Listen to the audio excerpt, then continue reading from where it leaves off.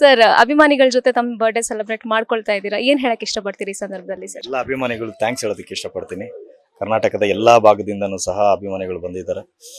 ಸುಮಾರು 6 ವರ್ಷದಿಂದ birthday celebrate ಮಾಡ್ಕೊಳ್ಳೋದಕ್ಕಾಗಿರಲಿಲ್ಲ. Because ನಿಮಗೆ ಗೊತ್ತಿದ್ದಾಗೆ ಪ್ರತಿ ವರ್ಷ ಏನೇನೋ ಒಂದು ಬ್ಯಾಡ್ ರೀಸನ್ಸ್ಗಳಿತ್ತು.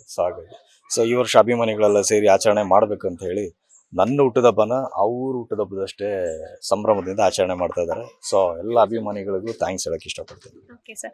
ಈಗ ಸೆಲೆಬ್ರಿಟಿ ಅಂದಾಗ ಅವ್ರಿಗಿಂತ ಜಾಸ್ತಿ ಅವ್ರ ಫ್ಯಾನ್ಸ್ಗೆ ಎಕ್ಸೈಟ್ಮೆಂಟ್ ಇರುತ್ತೆ, ಅವರ ಬರ್ಡೇನ ಒಂದು ಸೆಲೆಬ್ರೇಟ್ ಮಾಡಬೇಕು ಅಂತ. ಸೊ ನಿಮ್ಮ ಹೆಸರಲ್ಲಿ ಅನ್ನ ಸಂತರ್ಪಣೆ ಹಾಗೆ ಸಾಮಾಜಿಕ ಕೆಲಸಗಳು ಸಾಕಷ್ಟು ನಡೀತಾ ಇದೆ.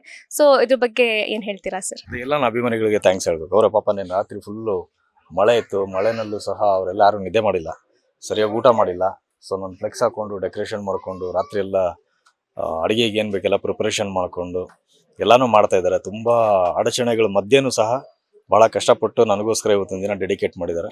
ಅವರೆಲ್ಲರಿಗೂ ಸಹ ತುಂಬ ಹೃದಯದ ಧನ್ಯವಾದಗಳು ಹೇಳ್ತೀನಿ.